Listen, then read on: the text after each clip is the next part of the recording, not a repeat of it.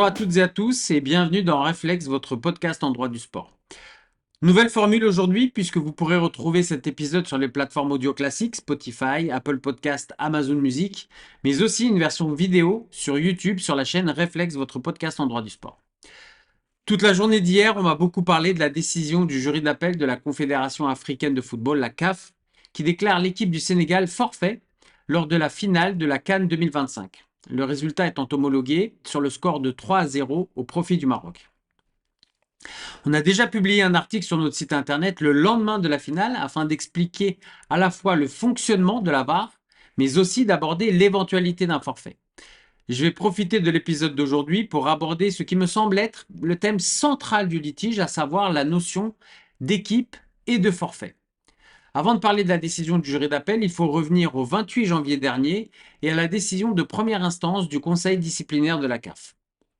Dans ce qui est la décision de première instance, le conseil disciplinaire a refusé de prononcer le forfait du Sénégal. Il a maintenu le résultat sportif, à savoir la victoire 1-0 du Sénégal, et infligé un certain nombre de sanctions disciplinaires.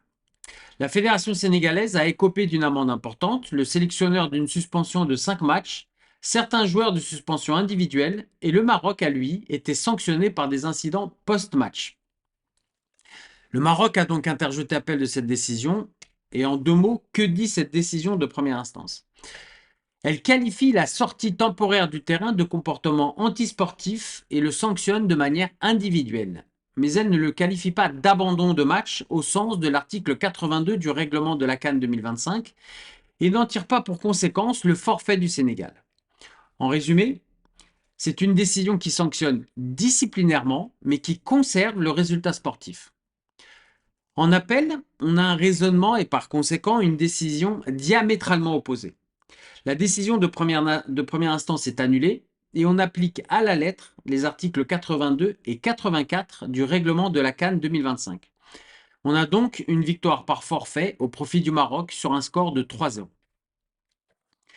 La question juridique centrale est la définition de quitter le terrain et d'abandonner ou non par une équipe.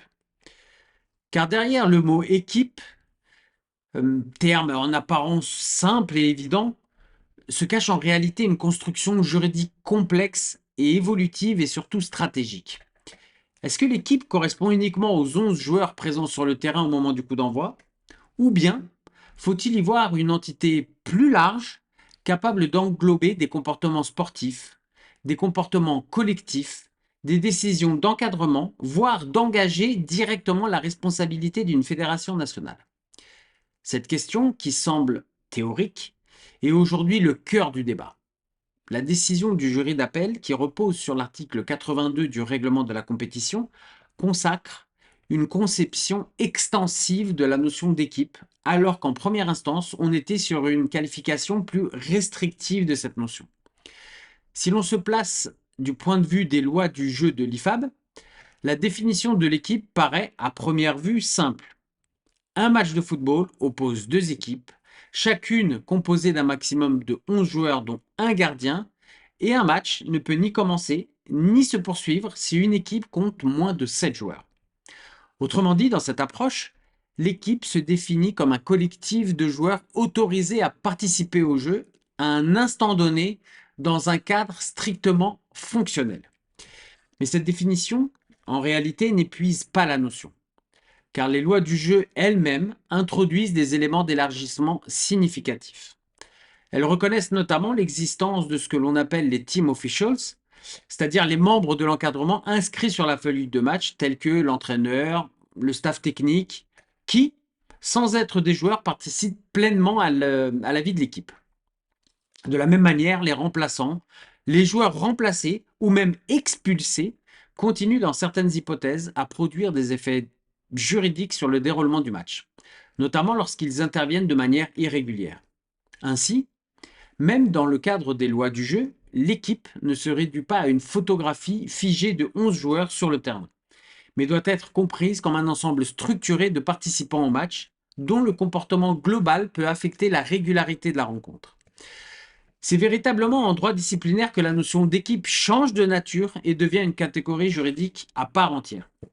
Prenons un exemple classique et bien connu en pratique, celui de l'alignement d'un joueur inéligible. Dans cette situation, la violation est individuelle, puisque c'est un joueur précis qui ne remplit pas les conditions pour participer au match, et pourtant, la sanction ne vise pas uniquement ce joueur, elle frappe l'équipe dans son ensemble par le biais d'une défaite par forfait.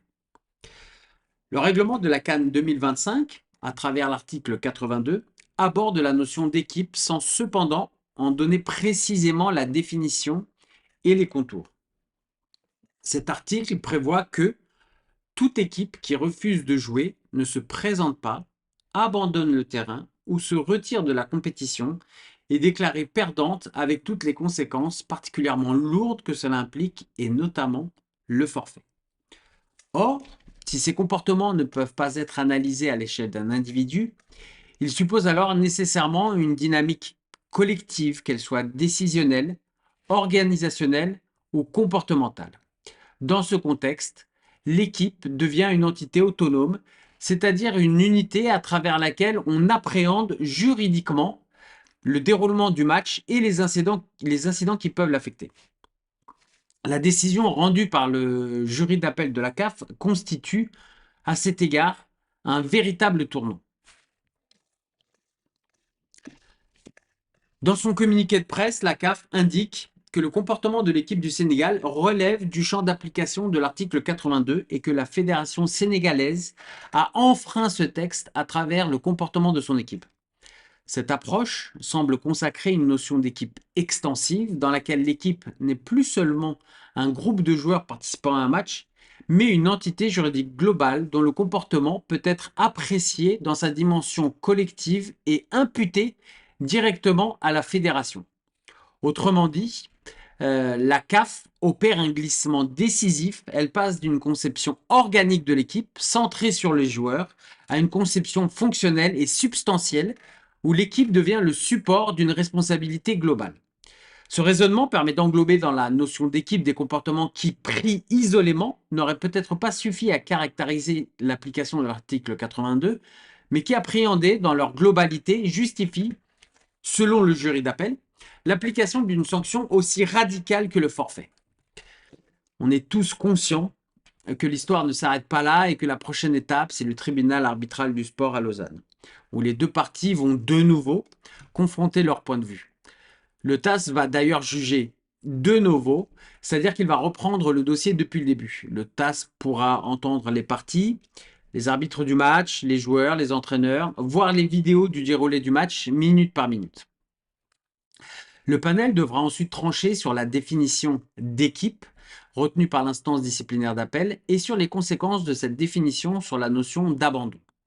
Il sera en effet possible de soutenir qu'une interprétation trop large de cette notion conduit à une extension illégitime du champ d'application de l'article 82 en violation du principe d'interprétation stricte des sanctions. Sans être devin, la stratégie qui sera utilisée consistera à rompre le lien d'imputation. Autrement dit, démontrer que les faits reprochés ne peuvent pas être juridiquement qualifiés de comportement d'équipe, mais relèvent au contraire d'actes isolés, non coordonnés ou extérieurs à la sphère de contrôle de l'équipe en tant qu'entité collective. Le TAS sera aussi sensible et vigilant sur l'application des principes fondamentaux du droit, notamment le principe de l'égalité des sanctions, le principe de prévisibilité et le principe de proportionnalité. J'ai essayé dans cette vidéo de me détacher de l'aspect passionné du sujet en restant objectif et froid et en me focalisant strictement sur les aspects juridiques sans prendre position. Ultime précision, on doit encore rester prudent dans notre analyse et on en saura bien évidemment plus lorsque la décision du jury d'appel sera publiée in extenso et on verra alors les éléments factuels et réglementaires mis en avant pour fonder la décision.